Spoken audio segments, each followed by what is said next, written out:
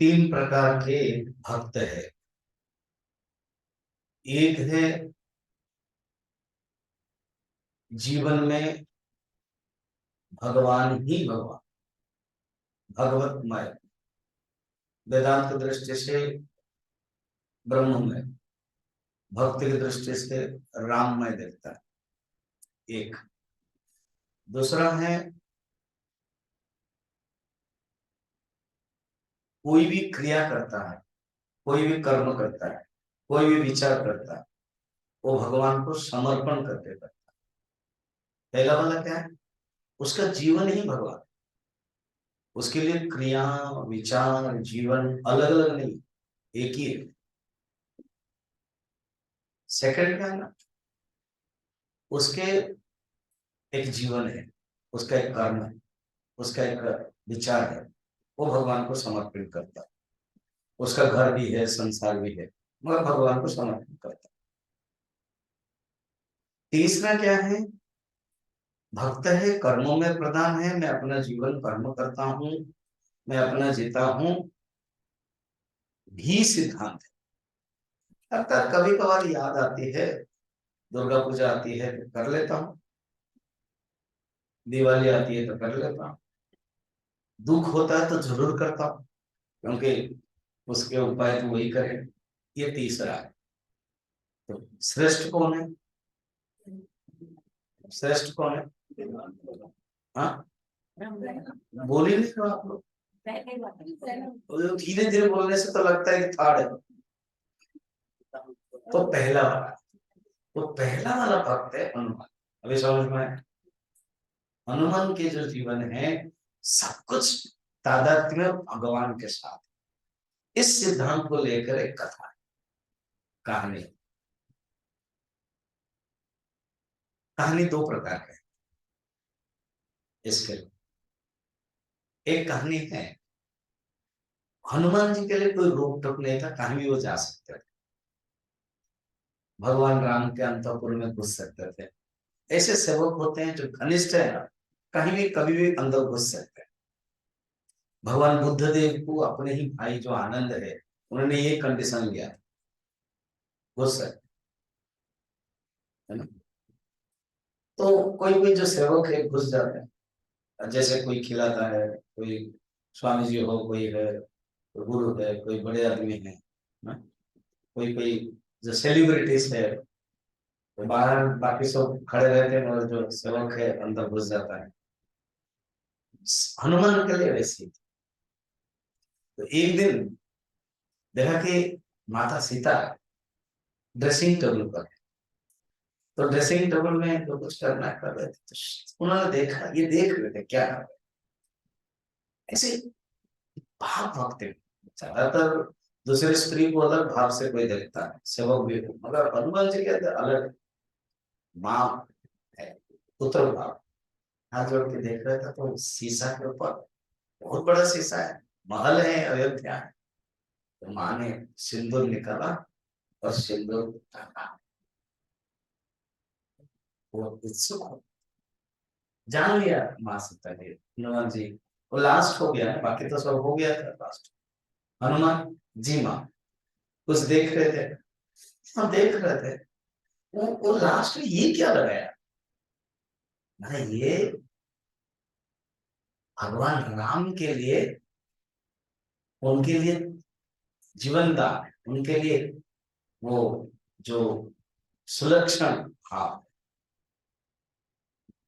और मैं इसे जितने सिंदूर लगाऊं उनके लिए अच्छा है, वो चिरस्थायी रहे। अच्छा, वो ज्यादा कमेंट्री व्याख्या हमारे जैसा सुनना नहीं चाहता, तो उनको समझ में आ गया।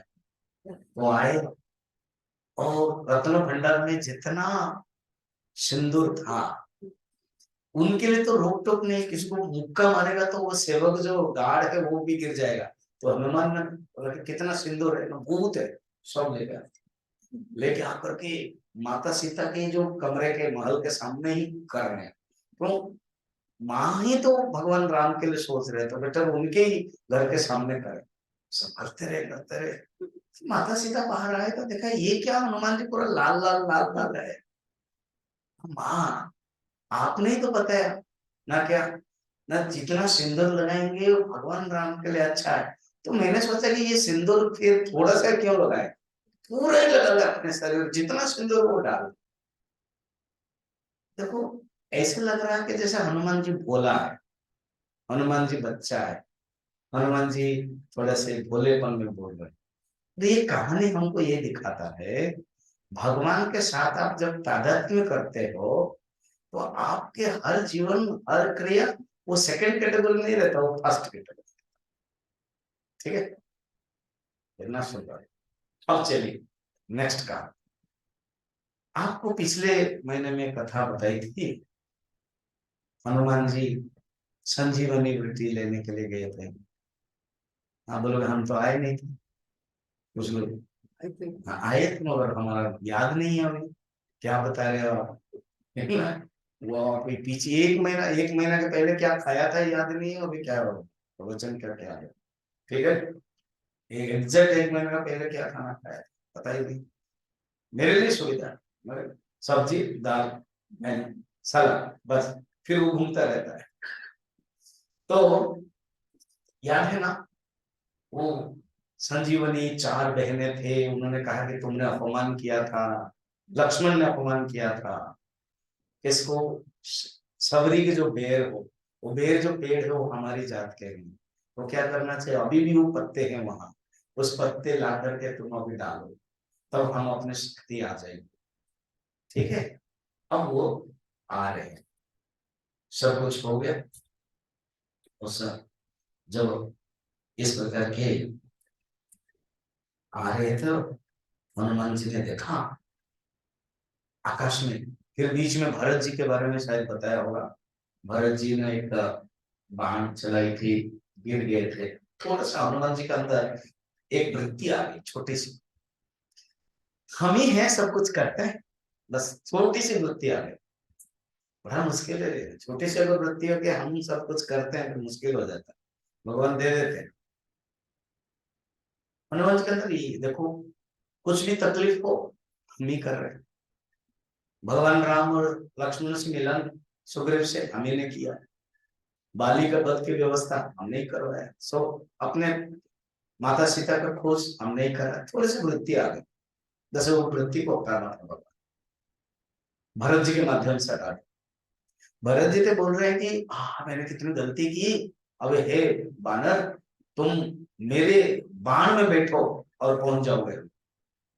तो हनुमान जी ये सोच रहे, मैं अपने आप को पवन पुत्र बोल रहा हूँ, मैं अपने आप को द्रुतशाली बोल रहा हूँ, और ये एक ऐसे महान पुरुष जो बाण में मुझे बैठा करके भेज देंगे, वो संभव है क्यों, जिनके बारे में राम जी बोलते रहते और मैं जिनकी इच्छा थी दर्शन करने के लिए। तो इसमें दो दृष्टिकोण है, एक तो हनुमान जी के अहंकार को दूर कर रहे हैं, और भगवान वही है जो सबकी इच्छा पूर्ति करते हैं, और हनुमान जी तो सर्वश्रेष्ठ भक्त है, जो हनुमान जी ने ही भगवान राम के लिए इतना बड़ा काम किया है, तो वो तो ऋण कभी दे नहीं सकते हैं, छोटी सी इच्छा उन्होंने की। ऐसे कौन ऐसे भरत है जो मैं दर्शन करना चाहता हूँ, बाद में तो आएंगे ही वनवास के बाद, मगर भगवान ने कहा कि अभी तुमको फिर ट्रायल करा देते हैं, तो उसके लिए कुछ नाटक करने पड़ेगी, उसके लिए कुछ लीला करनी पड़ेगी, तो उनके अंदर वृत्ति आ गई, उन्होंने दे दिया। और देखो मैंने बताया था, आपको याद है कि नहीं, जब दशरथ दशरथ राजा थे और इंडिया का उस समय अयोध्या का जो इकोनॉमिक्स था, मॉडर्न भाषा में इकोनॉमिक्स था, उससे कई गुना भरत जी के समय में हुआ।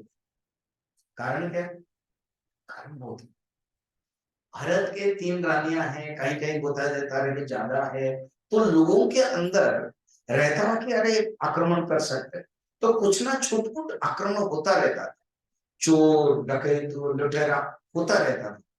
मगर जब दशरथ चले गए और राम जी जंगल चले गए, सारा पता चल गया कि भरत राजा नहीं बने, वरन तो भरत पादुका को रख करके वो खुद सन्यासी होकर के कर रहे तपस्वी, और उनके पास ऐसे तपस्वी है कोई ठग नहीं सकता है, ये एक पता नहीं हवा में चला गया। और गुरु जो है वशिष्ठ भी आश्रम में न रुक करके अयोध्या में रुकते हैं हमेशा, अर्थात गुरु कृपा भी है और उनके तपस्या का बल है, तो ये छोटे मोटे लुटेरे भी लूटना बंद कर दिया, और जो व्यवसायी लोग जो ठगना भी वो बंद कर दिया।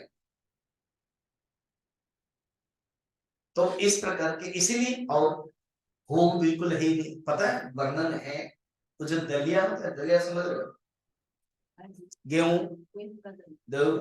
वो मूत्र में पाक करके खाते थे, मूत्र में, गोमूत्र में, गोमूत्र में पाक, क्यों? क्योंकि स्वाद न लगे, और आयुर्वेद के अनुसार बहुत साइंटिफिक है वो, उतना ही खाता थे, इतना तपस्वी है, शायद हम सोचना भी, पढ़ना भी एक आश्चर्य लगेगा उनके बारे में, और उनके एक दिन करना तो दूर बात है, उन्होंने कितना साल किया, कितना साल किया, 14 साल, सोचो, ऐसे बड़े बड़े राजा क्या उनको, उनके साथ युद्ध करेगा, छोटे मोटे लुटेरे बिजनेस लोग जो जो ठग करते थे, चीटिंग करते थे, वो भी सब बंद कर दिया, इसलिए उनके कई गुना खजाने बढ़ गए। ऐसे भरत को कौन राम याद नहीं करेंगे, तो हनुमान जी की इच्छा थी कि मैं दर्शन करूं, तब ये मौका मिला। चलिए, अब जो आ रहे माँ और एक लीला करवा रहे, मुझे लग रहा है वो समय हो जाएगा वो लीला का बताने के बाद, और भी सुंदर सुंदर कहानी थी, मैं मगर एडवर्टाइजमेंट करने वाला हूँ, अगर अभी नहीं है तो और कभी बता दूंगा, इंटरेस्टिंग कहानी, बढ़िया बढ़िया कहानी। अब एक कहानी सुनिए, क्या, अब जब आ ही रहे थे, जैसे फिल्म आप सोचो ड्रामा है, तो सीनरी एक है और सडन सीन चेंज हो जाता है, तो हनुमान जी आ रहे थे, लैंड करने वाले थे, जहां युद्ध का क्षेत्र है, इस तरफ है, राम के गोद में कौन बैठे हैं, सोए हैं लक्ष्मण जी, सब शोका हुए है, सुषेण सोच रहे हैं आएगा कि नहीं है, सवेरा नहीं हुआ है, उस समय जस्ट लैंड कर ही रहे थे, उन्होंने देखा एक रूप देखा, माता सीता खड़ी है, हनुमान जी सोचा इधर पकड़े हुए हैं। हनुमान सोचा कि मैं स्वप्न तो नहीं देख रहा, माता सीता तो उस वक्त बैठेगा नहीं, तो ऐसे कैसे हो गया, यहाँ कैसे, तो उन्होंने आंख बंद किया, तुरंत माता सीता गायब हो गई। सोचो फिल्म जैसा है, चला जाए, फिर भगवान श्री राम आ गए, जटा जूट बांधे धनुषधारी श्री राम, क्या बात क्या हो रहा है समझ में नहीं आ रहा। अच्छा, फिर देखा कि हाँ मेरे तो भगवान राम, राम का भक्त अनन्य है, देखकर खुश भी हुए, आश्चर्य भी, विस्मय भी, खुश है, तुरंत राम जी चले गए, लक्ष्मण जी आ गए, लक्ष्मण जी, अरे लक्ष्मण जी जिनके लिए मैं गया था, माने वो जीवित है, वो भी खड़े हैं, तुरंत जिनके लिए मैं संजीवनी लेके आ रहा हूँ वो बेकार है, मृत पाए बैठे तो वो दिखाई नहीं दे रहे, वहां ही दिखाई दे रहे, समझ में नहीं आया, फिर आंख बंद की, तो देखा लक्ष्मण जी गए, फिर लक्ष्मण जी सोए हुए, ये बड़ा मुश्किल है, इंटरेस्टिंग है ना, कहानी कभी सुनी नहीं ना, हाँ कैसे सुनोगे, मैं नहीं था ना। फिर उसके बाद देखो कि क्या हो रहा है, तुरंत भगवान शंकर त्रिशूलधारी, स्मित हास्य, उन्हीं के ही अवतार है, उन्होंने प्रणाम किया, दोनों हाथ अपने आप जोड़ गए, शंकर जी को प्रणाम किया, शंकर जी थोड़ा सा बोलने लगे, उसमें बाकी कोई नहीं बोला था, माता सीता नो, राम नहीं, लक्ष्मण नहीं, अब शंकर जी थोड़ा सा दया किया, आश्चर्यचकित हो रहे हो क्या हनुमान, अरे ये भगवान राम की लीला है, विचित्र है, अज्ञानी लोग भी मोहित हो जा रहे, अभी अभी हम लोग नवरात्रि में देखा था ना, याद है कहानी, मोहित कौन होता है, वो जो राजा था सूरत, जो नहीं आए उनके लिए फायदा होगा, एक राजा था सूरत और एक वैश्य था, वो दोनों अपने अपने दुखी थे। फिर वो एक समाधि ऋषि के पास गए, उन्होंने यही कहा, ये भगवान की भगवती माँ की विचित्रता है, उनकी अविद्या के कारण सब मोहित हो रहे हैं। तो यहाँ पर भी ऐसे, वहां भगवती माँ का टॉपिक है, इसलिए यहाँ भगवान राम के लिए, तो राम के ये विचित्र लीला है, अज्ञानी भी मोहित होता है। और तुमको तो बोलते ज्ञानी नाम अग्रगण्यम बुद्धिमताम वरिष्ठम, तुम क्यों मोहित हो रहे हो? तुम मूल मूल स्वरूप को स्मरण करो, तुम कौन हो और ये सब क्या चल रहा है? जो तुम हो वो मैं हूँ, जो तुम हो वो राम है, जो राम है वो लक्ष्मण है, जो राम है वो सीता है, जो सीता है वो पार्वती है। ऐसे थोड़ा सा उन्होंने प्रवचन दिया, तुझमें मुझमें कोई अंतर नहीं। ये जो सब तुम संजीवनी ला रहे हो ना, ये सब लीला है, सचमुच कुछ नहीं हुआ था। बाद में यही बात तुझे माता सीता प्रवचन देंगे अध्यात्म रामायण में, बाद में देंगे। अध्यात्म रामायण बहुत सुंदर है। कहते राम को भी वो ही नहीं था, ये सब कथा कहानी है, जो भी कुछ हुआ सब मैं ही कर रही हूँ। बात सही है, प्रकृति कर रही है। उद्भव स्थिति संहार कारिणी क्लेश हारिणी सर्वश्रेयस्करीं सीताम नतो हम राम बल्लभ। माता सीता के जन्माया वसवर्त्य विश्वमखिलम, है ना, जो पढ़ते हैं। तो इसीलिए तुम्हारे अंदर ये जो भावना के हम ला रहे हैं, लक्ष्मण जी मोहित है, मूर्छित है, ये सब माया है, समझो। ये जो लीला की है, माता सीता अपहरण हुआ है, ये सब लीला है, सचमुच तत्व की दृष्टि से कुछ नहीं है।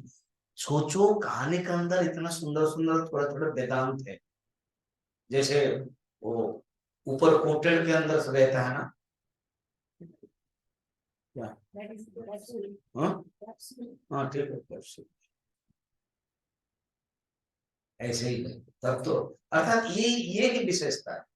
मैं कहीं पढ़ रहा था अभी अभी ये जो नवरात्रि देवी भागवत में पढ़ रहा था, उसमें वर्णन है, जो पुराण न पढ़ के वेदोपनिषद पढ़ते हैं वो समझ में नहीं आएंगे, वो गलत अर्थ कर लेंगे। इसलिए वेद कहता है मैं डर जाता हूँ ऐसे अज्ञानियों को, बड़े इंग्लिश में लिखा हुआ है, मैं डर जाता हूँ अज्ञानियों को, क्योंकि वो गलत अर्थ करके बैठेंगे। मगर जो पुराण पढ़ेंगे और उसकी कथा जानेंगे, फिर वेद उपनिषद पढ़ेंगे, दोनों को मिलाएंगे, तभी होगा। इतिहास पुराणाभ्याम वेद संप्रबृहते, ये सूत्र है। इतिहास पुराण के माध्यम से वेद के ही अर्थ को प्रकट किया जाता है। तो इसीलिए हे हनुमान, ये भगवान की लीला, बस इतना कहते ही गए हो।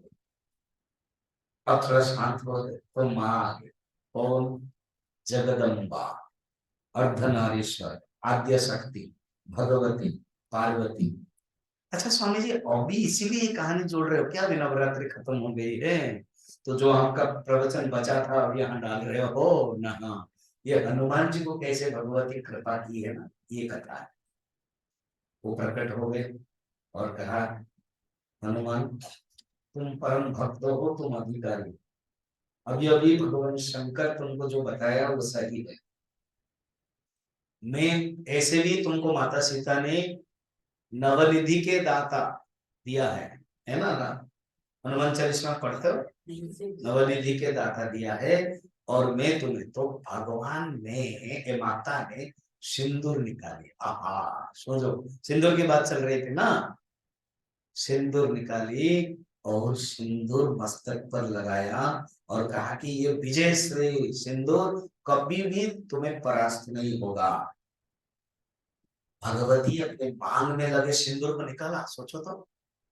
क्योंकि शिव, हनुमान जी भी शिव जी के अवतार है, तो अपने मांग में जो लगी है वो सिंदूर निकाला और हनुमान जी को तिलक कर दिया। तुरंत आकाश में गैलरी में सब बकेट में लेकर के बैठे हुए थे। कौन कौन बैठे हुए थे? बैठे हुए थे फूल, बस हनुमान जी की जय, पवन पुत्र हनुमान जी की जय, माता दुर्गा की जय, भगवान शंकर की जय, सियावर रामचंद्र की जय, ऐसे ही करने लगे।